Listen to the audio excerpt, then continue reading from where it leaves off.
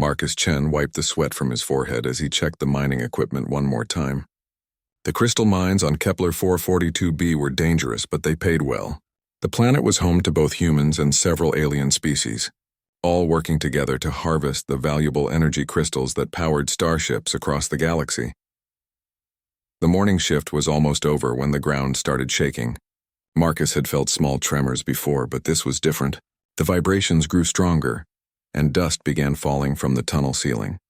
Seismic activity detected in Sector 7, the computer announced. All personnel evacuate immediately. Marcus grabbed his tools and started running toward the exit. Other workers were doing the same. Humans, Velthari with their insect-like bodies and the big rock-like Thraxians. Everyone knew the drill. When the ground shook like this, you got out fast. As he ran through the tunnels, Marcus heard a cry for help. He stopped and looked around. The other workers were ahead of him, but the sound came from behind. Someone was in trouble. He turned back and saw a young Velthari girl trapped under some fallen rocks. She looked about 12 years old, though it was hard to tell with aliens. Her thin legs were pinned and more rocks were falling from above. "Help me," she called out in broken human language.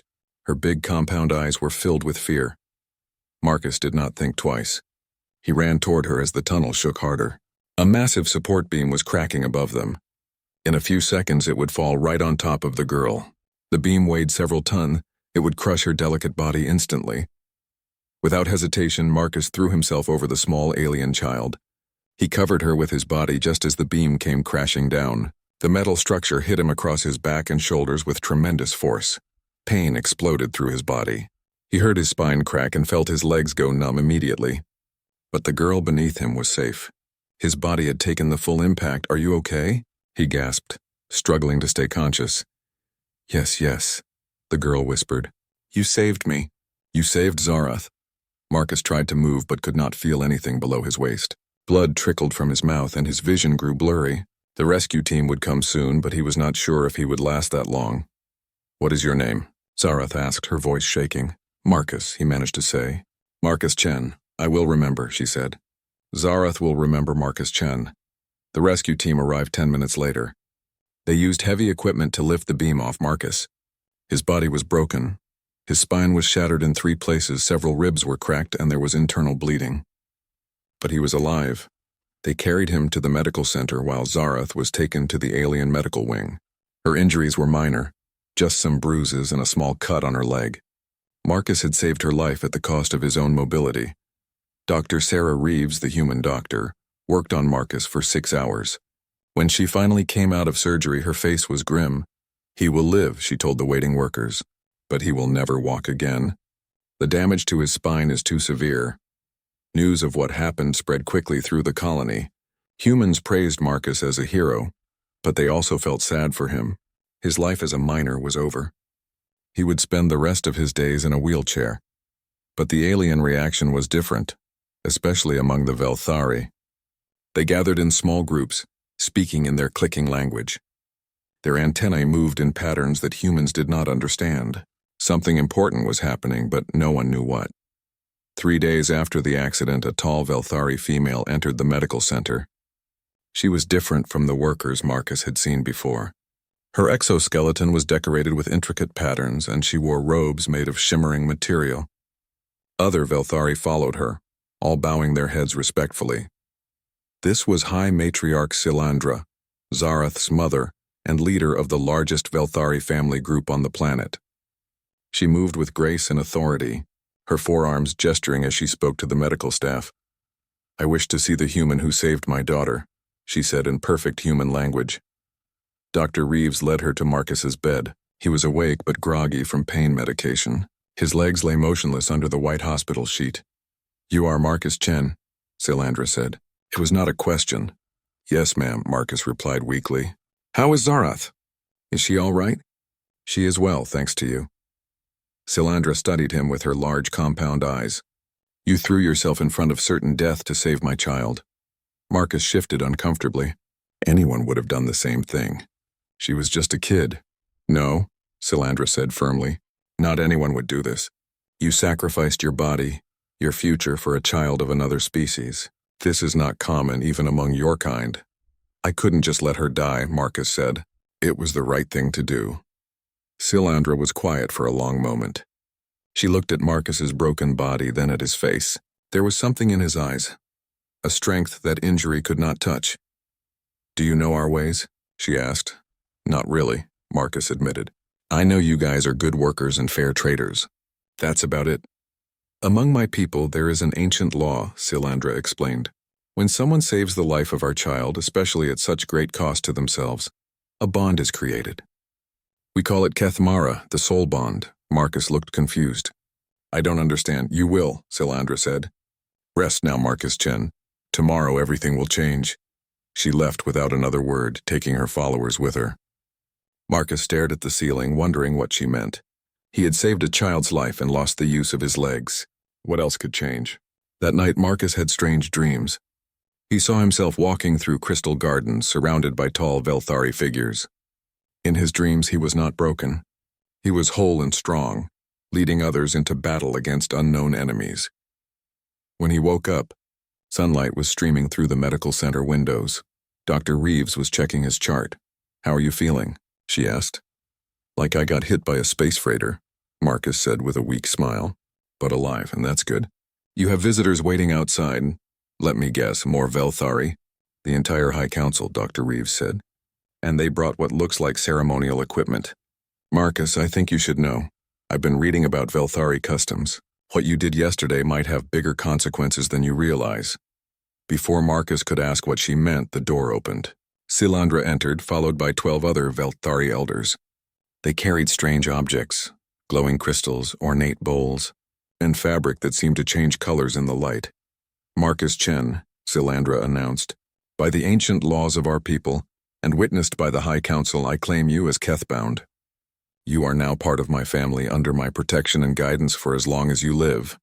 Marcus stared at her in shock. "Wait, what does that mean exactly?" But the ceremony had already begun. The Velthari started chanting in their clicking language, and there was no stopping what came next. Marcus watched in confusion as the Velthari elders arranged their ceremonial items around his hospital bed. The glowing crystals hummed with energy, and the strange bowls filled with a liquid that sparkled like starlight. "Hold on," he said, trying to sit up straighter. "Nobody asked me if I wanted to be claimed or bonded or whatever this is." Silandra looked at him with what might have been amusement. "The Kethmara bond is not something you choose, Marcus Chen. It simply is. When you threw your body over my daughter, the bond was created. We are only making it official." Dr. Reeves stepped forward, looking worried. "Perhaps we should explain things to Mr. Chen before continuing. He doesn't understand your customs." "There is nothing to understand," said one of the elder Velthari, his antennae twitching. "The human saved young Zareth at great cost to himself. The bond exists whether he accepts it or not." Marcus felt frustrated. "But I'm just a minor. I saved a kid because it was the right thing to do. I don't want anything in return." "That is exactly why the bond is so strong," Silandra replied. "You acted without thought of reward or consequence. Such purity of purpose creates the deepest connections." She picked up a bowl filled with the glowing liquid and began painting symbols on Marcus's forehead. The liquid felt warm against his skin and seemed to sink into his pores. Where she touched him, his skin began to glow faintly. "What is that stuff?" Marcus asked nervously. "Bioluminescent ceremonial paint," Dr. Reeves explained. "It's made from deep-sea organisms on their homeworld. It bonds with human skin and will glow for about a year." "Great," Marcus muttered. "So everyone will know I belong to aliens."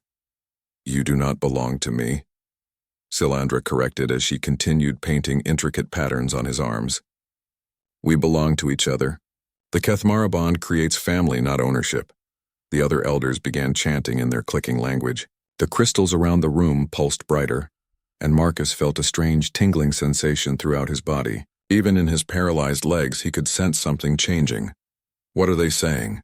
he asked. Silandra paused in her painting to translate. "They speak the ancient words of binding. They say, 'This human has shown courage beyond his species, love beyond his understanding, and sacrifice beyond measure. We accept him as family. We protect him as our own. His strength becomes our strength, and our strength becomes his.'" "That sounds pretty serious," Marcus said. "It is the most serious bond in our culture," Silandra confirmed. "More permanent than your human marriages. Deeper than adoption. Once Kethbound, you are part of my family line forever." Young Zareth entered the room, walking carefully but without assistance.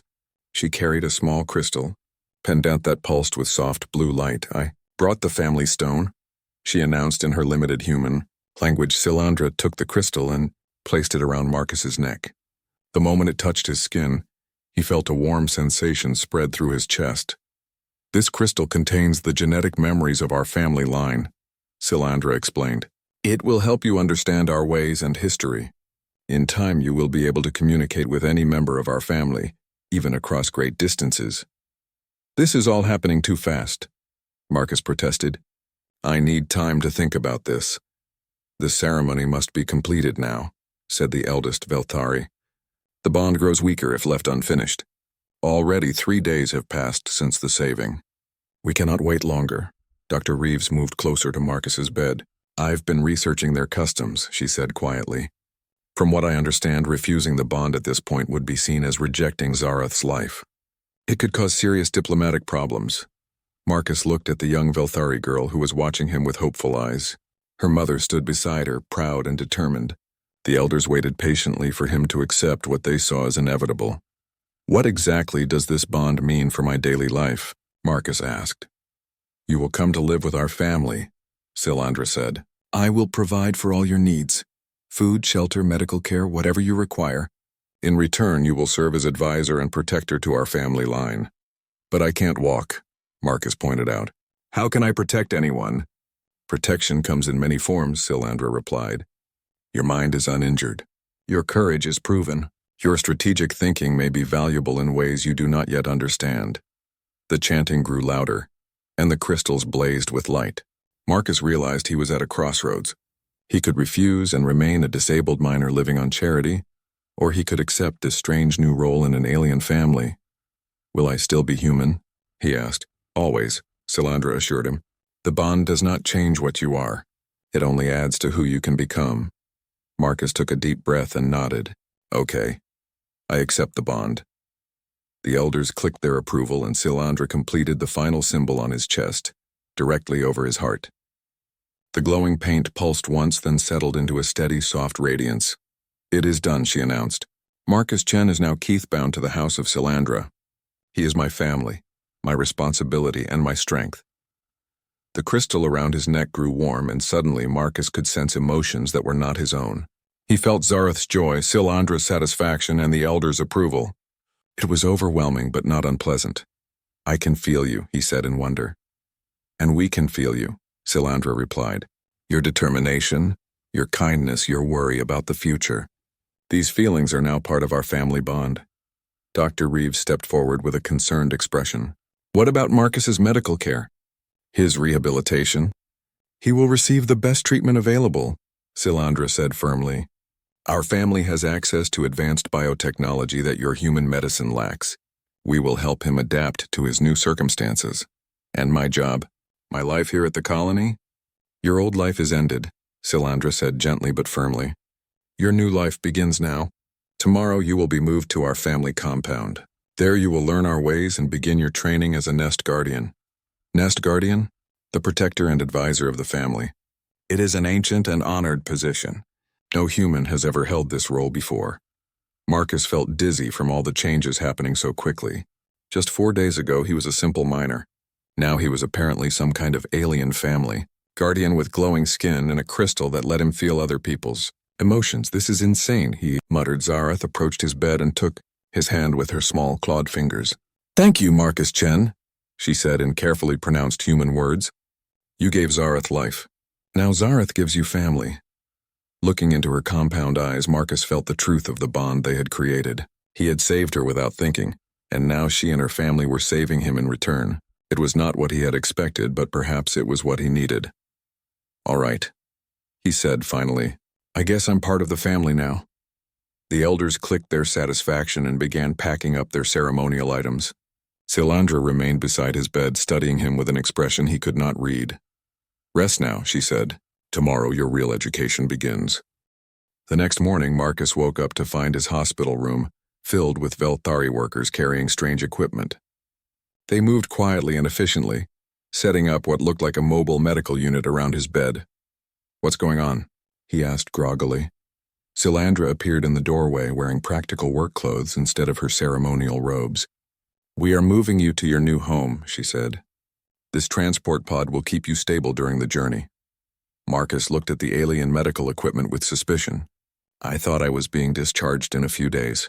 My human doctors said I need more tests." "Human doctors have done what they can," Silandra replied. "Now you need Velthari biotechnology to help you adapt to your new condition." Dr. Reeves entered the room, looking frustrated. "Marcus, I tried to convince them to wait, but apparently the family bond gives them legal authority over your medical care now." "That's ridiculous," Marcus said. "I can make my own medical decisions." "Not according to colonial law," Dr. Reeves sighed. "The Kethmara bond was officially recognized by the planetary government 3 hours ago.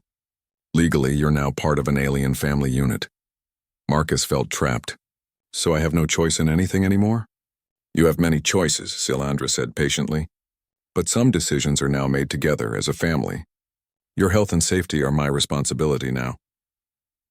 The Velthari workers finished assembling their transport pod, a cocoon-like device that would completely enclose Marcus during the journey. It looked like something that might digest him rather than transport him. "I'm not getting in that thing," Marcus said firmly. "It is perfectly safe," Silandra assured him. "The biogel will support your body and monitor your vital signs throughout the journey." "Biogel?" Marcus's voice cracked. "You want to put me in alien slime?" Zareth bounced into the room, moving much better than the day before. "Marcus, you will love the family compound. It has gardens and pools and the crystal chambers that sing when the wind blows through them." "That sounds nice, kid," Marcus said, "but I'm not ready to leave yet." "The transport is waiting," Silandra said. "We must go now while the weather conditions are favorable." Marcus looked around the room desperately. "Dr. Reeves, can't you do something? Some kind of medical hold?" "I'm sorry, Marcus. My authority ended when you accepted the bond." The Velthari workers began preparing the transport pod. Marcus realized that no one was going to help him resist. He was completely dependent on others now, and those others had decided to take him whether he wanted to go or not. "Fine," he said bitterly, "but I want to go on record that this is against my will." "Noted," Silandra said. She seemed genuinely sad about his distress. "I know this is difficult for you. Change is always hard, especially when it is not chosen freely." The journey to the Velthari compound took 2 hours. Marcus spent most of it floating in the biogel, which actually felt quite soothing despite his fears. The gel monitored his body temperature, blood pressure, and even his emotional state, adjusting its chemistry to keep him comfortable. When the transport pod opened, Marcus found himself looking up at the most beautiful structure he had ever seen. The Velthari compound was grown rather than built, a series of interconnected crystal formations that curved and twisted like frozen music. The walls were translucent and seemed to pulse with inner light. "Welcome home," Silandra said as workers transferred him to a floating chair that moved without any visible technology. "This isn't home," Marcus muttered. "Home is a small apartment in the human sector with beer in the refrigerator and sports on the video screen. Your new room has been prepared to accommodate your preferences," Silandra said as they moved through corridors that sparkled like the inside of a geode. "We studied human living requirements extensively." Marcus's new room was a shock. It was 3 times larger than his old apartment and filled with adaptive technology he had never seen before. The bed could adjust to any position. The walls could display any image or video he wanted, and everything was positioned perfectly for wheelchair access. "How did you do all this so fast?" he asked. "The compound is a living structure," Zareth explained. "It grows and changes to meet the needs of family members. It sensed your requirements through the family bond and adapted itself." "That's impossible," Marcus said. "Buildings can't think." "Velthari biotechnology is very advanced," Silandra said. "What seems impossible to you is simply a different way of doing things." Over the next few days, Marcus tried to adjust to his new life. Velthari servants brought him meals that were carefully designed for human nutrition, but prepared with alien techniques that made familiar foods taste strange. The floating chair took him anywhere he wanted to go within the compound, but he felt like a prisoner in a beautiful cage. "I want to go back to the human sector," he announced on his 3rd day. "Why?" Silandra asked. She was teaching him to play a complex strategy game using floating crystal pieces. "Because that's where I belong. I'm human. I should live with humans." "You are human," Silandra agreed. But you are also family. Family stays together. I didn't choose this family, Marcus said angrily. This whole bond thing was forced on me. Silandra moved a crystal piece and captured 3 of Marcus's pieces in one move. The bond was created by your actions, not ours. We simply recognized what already existed. That's alien logic. It doesn't make sense to me. Many things do not make sense until you have experienced them long enough, Silandra said. Give this life a chance before you reject it. Marcus tried to leave anyway. He programmed the floating chair to take him to the human sector, but Velthari guards politely but firmly redirected him back to the compound. When he tried to contact his human friends, he discovered that his communication privileges were limited to family-approved contacts. You're keeping me prisoner, he accused Silandra. I am keeping you safe, she replied. The bond makes you valuable to our enemies, and vulnerable to those who might exploit your unique position. Until you are properly trained, you must remain under protection. What enemies? This is a peaceful mining colony. Peace is fragile, Silandra said. There are always those who would disturb it for profit or power. Her words proved prophetic. On Marcus's 5th day in the compound, alarms began sounding throughout the structure. Silandra burst into his room, her usual calm demeanor replaced by urgent concern. Raiders are attacking the Thornfield settlement, she announced. Human and Velthari families are trapped. What can I do about it? Marcus asked. I can't even walk. You can think, Silandra said. The defense forces are confused. They do not know how to coordinate human and Velthari tactical approaches. They need someone who understands both cultures. Marcus felt a surge of purpose for the first time since the accident. Get me to the command center. Within minutes, his floating chair was racing through the compound corridors.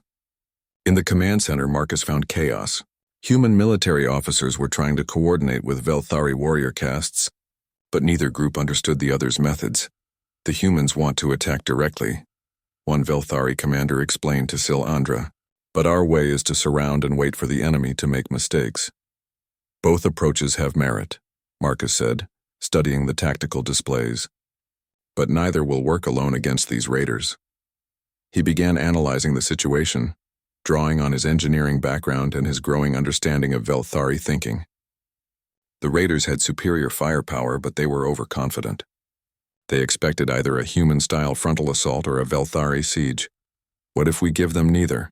Marcus suggested. What if we combine both approaches in a way they won't expect? For the first time since arriving at the compound, Marcus felt like he was contributing something valuable. His mind was working again, solving problems and finding solutions. As he began explaining his tactical ideas, he realized that maybe, just maybe, this strange new life might actually suit him. The battle for Thornfield settlement was about to begin, and Marcus Chen was ready to prove that a broken human could still make a difference. Marcus studied the tactical display showing Thornfield settlement under siege. The raiders had positioned themselves perfectly to counter either human or Velthari defense strategies, but not both at the same time. Here's what we're going to do, Marcus said, his voice carrying new authority. The humans will make their frontal assault, just like the raiders expect. But they'll pull back after the first wave. Colonel Harrison, the human military commander, frowned. That's suicide. We'll take heavy casualties for nothing. Not for nothing, Marcus replied. You'll draw their attention and make them commit their heavy weapons to the front lines. While they're focused on you, the Velthari strike teams will move through the underground tunnel systems. The Velthari commander clicked his mandibles thoughtfully. The tunnels are dangerous. Many warriors could be lost in the confined spaces. That's why you're only sending small teams, Marcus explained. Your job isn't to win the battle in the tunnels. It's to plant biocharges at key structural points and then get out. Silandra leaned closer to the display. You want to collapse sections of the settlement? Not collapse, Marcus said. Reshape. If we bring down the right walls and supports, we can channel the raiders into a kill zone where both human and Velthari forces can hit them from multiple directions. The room fell silent as the military leaders considered his plan. It was unlike anything either species would attempt alone. Too risky for Velthari caution, too complex for human directness. It could work, Colonel Harrison admitted grudgingly, but the timing would have to be perfect. The timing will be perfect, Marcus said with confidence he didn't entirely feel. I'll coordinate both forces from here. Within an hour, the combined assault began. Marcus watched through multiple video feeds as human forces charged the raiders' forward positions. The attack looked desperate and poorly planned, exactly what he wanted the raiders to think. The raiders took the bait, moving their heavy plasma cannons to repel the human assault. Meanwhile, small Velthari teams infiltrated the tunnel systems beneath the settlement. Their natural ability to move quietly through tight spaces made them perfect for this phase of the operation. Human forces are taking heavy casualties, Colonel Harrison reported. When do we pull back? Not yet, Marcus said, monitoring the Velthari team's progress. The biocharges aren't in position. We're losing good people down there, Harrison protested. I know, Marcus replied, feeling the weight of command. But if we pull back too early, the Velthari teams will be trapped underground when the raiders figure out what's happening. Marcus had never been responsible for other people's lives before. In the mines, he only had to worry about his own safety. Now dozens of soldiers were following his orders, trusting his judgment. Some of them would not survive the day. Charges in position, reported the Velthari commander. Teams are withdrawing. Human forces fall back now, Marcus ordered. Make it look like a retreat, but get clear of the structural collapse zone. The human soldiers pulled back in apparent disorder, carrying their wounded and abandoning equipment. The raiders cheered and advanced to pursue what they thought was a beaten enemy. Detonate charges in 3, 2, 1, now. The biocharges exploded simultaneously, but they didn't destroy buildings the way conventional explosives would. Instead, they dissolved key molecular bonds in the settlement's structural supports. Walls folded inward like origami, floors tilted at sharp angles, and ceilings dropped to create new barriers and pathways. The raiders found themselves channeled into a narrow corridor between intact buildings, exactly where Marcus had planned. Velthari warriors emerged from concealed positions while human forces regrouped and attacked from the opposite end. It's working, Silandra said with amazement. The raiders are trapped.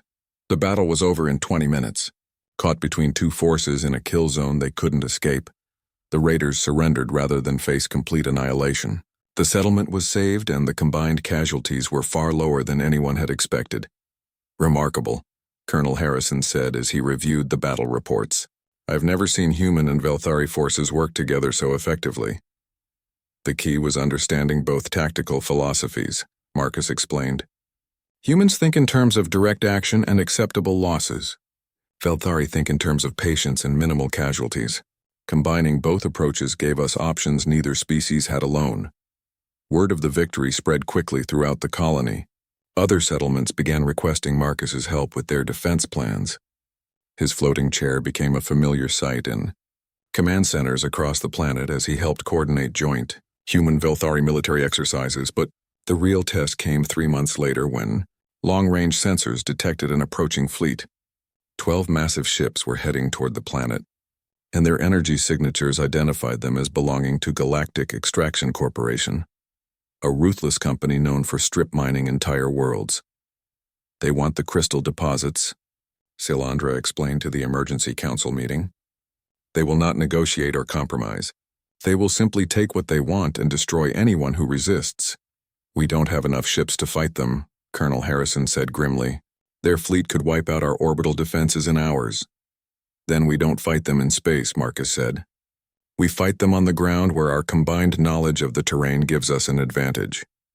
12 ships could carry thousands of soldiers, one of the Velthari leaders pointed out. How can we defeat such numbers? Marcus smiled, the first genuine smile he'd felt since his accident. We don't defeat their numbers. We make them irrelevant. Over the next 2 weeks, Marcus worked with engineers from both species to prepare the planet's defenses. They weren't building walls or weapon emplacements. Instead, they were turning the planet itself into a trap. Velthari biotechnology could accelerate plant growth and modify biological organisms. Human engineering could reshape terrain and redirect water systems. Working together, they began transforming large sections of the planet's surface. The crystal mines are the most valuable targets, Marcus explained to his planning team. The corporation will land near the major deposits and try to secure them quickly. That's where we'll be waiting. Marcus had learned much about Velthari biotechnology during his recovery. Their ability to modify living organisms was like magic to human eyes. Plants could be engineered to grow in specific patterns, release targeted toxins, or even move on command. "We're going to turn their landing zones into gardens," he announced. "Very special gardens." The Galactic Extraction Corporation fleet arrived exactly when predicted. They launched dropships toward the major crystal deposits, expecting minimal resistance from what their intelligence reports described as a small mining colony. Instead, they found landing zones covered in beautiful flowering plants that released clouds of spores when disturbed. The spores weren't lethal, but they caused temporary paralysis and hallucinations.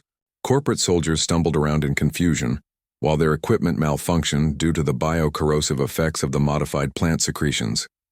As the corporate forces tried to regroup, the terrain itself began to shift. Human-engineered water channels suddenly diverted underground rivers to create swamps where there had been solid ground. Roads collapsed into sinkholes that had been carefully prepared weeks in advance. "This is impossible," the corporate commander broadcast on all frequencies. "Plants don't attack people. Ground doesn't move on its own." "Welcome to our world," Marcus replied from his mobile command center. "Here, humans and Velthari work together to create impossible things." The campaign lasted 3 months. The corporate forces had superior technology and numbers, but they had never faced an enemy that combined human tactical thinking with Velthari biological warfare. Every landing zone became a death trap. Every supply depot was overrun by creatures that shouldn't exist. Every advance was met by terrain that actively resisted their presence. "We're losing money on this operation," the corporate commander finally admitted during surrender negotiations. "The cost of pacifying this planet exceeds the value of its resources." "Then I suggest you find somewhere else to mine," Marcus replied pleasantly. After the corporate fleet departed, Marcus found himself acclaimed as a hero by both human and Velthari communities. But more importantly, he had found his purpose. He was no longer just a disabled miner living on charity. He was a bridge between two species, helping them work together in ways neither could achieve alone. "You have surprised me," Silandra said, as they watched the celebration in the compound's main chamber. "When I claimed you, I thought you would be a burden that honor required me to bear." "Thanks for the vote of confidence," Marcus said with dry humor. "Instead, you have become exactly what our family needed, a guardian who thinks differently than we do, who sees solutions we cannot imagine." Marcus watched human and Velthari children playing together in the chamber, their laughter mixing into something beautiful and new. He was no longer the person he had been before the accident. That man was gone forever, but the person he had become might be someone better. "I guess saving Zareth really did save my own life," he said quietly. "Yes," Silandra agreed, "but the saving is not finished. There is much more work to do." 2 years after the corporate fleet's defeat, Marcus Chen had become the most respected human on Kepler 442b. His floating chair was a familiar sight in settlements across the planet, as he helped establish new forms of cooperation between species. But the greatest change was not in how others saw him. It was in how he saw himself. The morning started like any other, with Marcus reviewing defense reports in his study. The room had evolved over time, growing new alcoves and surfaces as the living compound adapted to his needs. Books on human military history sat beside Velthari bioengineering manuals. Tactical displays shared wall space with family portraits, showing him surrounded by alien relatives he had learned to love. Zarath, now 14 and approaching adult, size for her species, burst through the door with her usual energy. "Marcus, the council wants to see you," she announced in fluent human language. Her communication skills had improved dramatically over the years. "They say it's urgent." "What kind of urgent?" Marcus asked, transferring files to a portable display. "Good urgent or bad urgent?" "I think good urgent," Zarath said thoughtfully. "Everyone was clicking happily when they sent me to get you." Marcus followed her through the compound's corridors, noting how the structure had grown and changed since his arrival. New wings had been added to house the increasing number of human visitors who came to learn about interspecies cooperation. Gardens had been modified to support earth plants alongside native Velthari vegetation. The compound had become a living symbol of two cultures learning to blend together. In the main council chamber, Marcus found representatives from every major settlement on the planet. Humans and Velthari sat together in mixed groups, something that would have been unusual 2 years ago, but was now commonplace. Silandra stood. As he entered, her ceremonial robes indicating this was a formal occasion. Marcus Chen, Nest Guardian of the House of Silandra, she announced. You are called before this council to hear a proposal. What kind of proposal? Marcus asked, positioning his chair in the center of the chamber. Elder Threndal, the oldest Velthari on the planet, spoke first. For 2 years you have shown us new ways of thinking. You have taught us that different species can work together not by becoming the same, but by using their differences as strengths. Colonel Harrison, now retired but still influential, nodded his agreement. The integration protocols you developed have become a model for other colonies throughout this sector. We've received requests for assistance from 12 different worlds. That's wonderful, Marcus said. But what does this have to do with me? We want you to leave, Silandra said simply. Marcus felt a cold shock run through his body. After 2 years of building this life, of becoming part of this family, they were sending him away? I don't understand, he said quietly.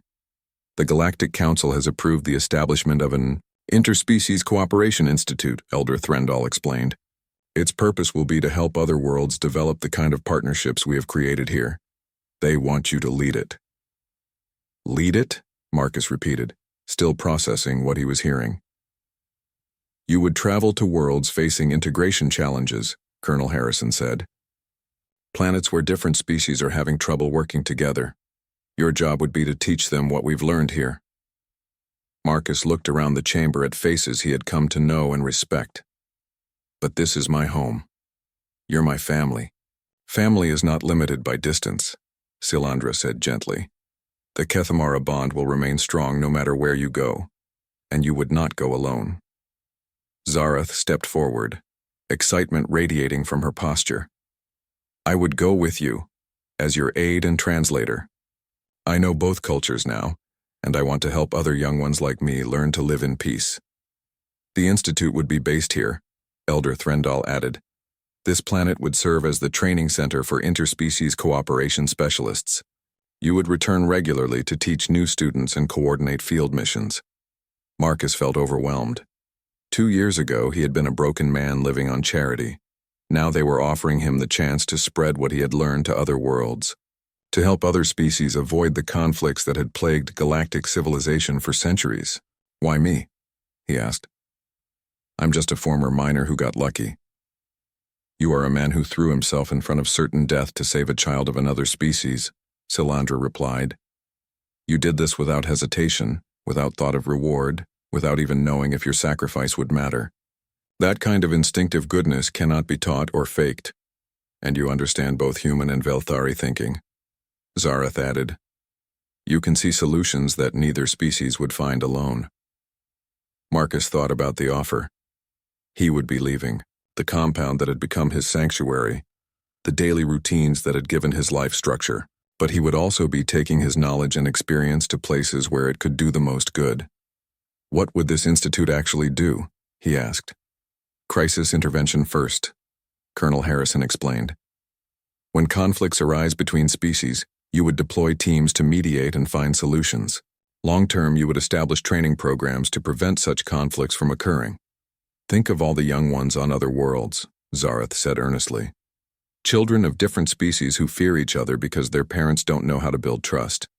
You could help them learn to be friends instead of enemies. Marcus looked at Silandra, searching her compound eyes for any sign of reluctance or doubt. Are you sure about this? Once I accept, there's no going back. I have been sure since the day you saved my daughter, Silandra replied. You were meant for something greater than protecting just one family. You were meant to teach the galaxy that cooperation is stronger than conflict. The crystal pendant around Marcus's neck pulsed warmly, and he felt the emotional support of his bond family flowing through the connection. They weren't sending him away out of rejection. They were sharing him with the galaxy out of love. All right, he said finally. I accept. The chamber erupted in clicks and cheers from both species. Marcus felt a mixture of excitement and terror at the magnitude of what he was taking on. But underneath those emotions was something he hadn't felt since before his accident, a sense of purpose that went beyond his own needs and desires. 3 months later, Marcus stood in the cargo bay of a sleek diplomatic vessel, watching Kepler 442b shrink in the viewports. His floating chair had been upgraded with space travel modifications, and his ceremonial armor bore the insignia of the Interspecies Cooperation Institute. Zareth bounced beside him, her own uniform marked with translator's symbols. "Are you excited about our first mission?" she asked. "Terrified," Marcus admitted. "A three-way conflict between humans, Velthari, and a species we've never worked with before. What could go wrong?" "Everything," Zareth said cheerfully. "But we'll figure it out. We always do." Marcus smiled at her confidence. 2 years ago, she had been a frightened child trapped under falling rocks. Now she was a skilled diplomat ready to help bring peace to troubled worlds. "You know," he said, "sometimes I think about that moment in the mines. What would have happened if I hadn't heard you calling for help, or if I'd been too far away to reach you?" "But you did hear me," Zareth replied. "And you did reach me." "Some things are meant to happen, Marcus. The bond was always there, waiting for the right moment to form."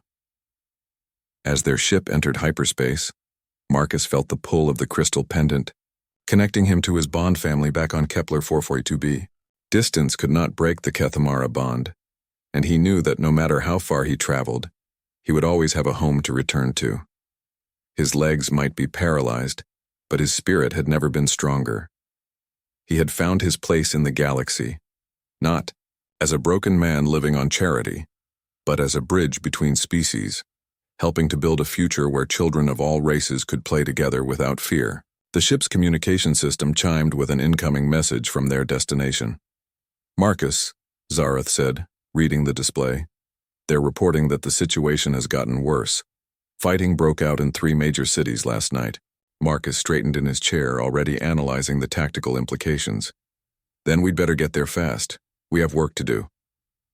Through the viewport, stars streaked past as they raced toward their first official mission. Marcus Chen, former Minor, Nest Guardian, and now director of the Interspecies Cooperation Institute, was ready to prove once again that sometimes the greatest strength comes from the willingness to sacrifice for others. The galaxy was about to learn what one human's moment of selfless courage could accomplish when given the chance to grow.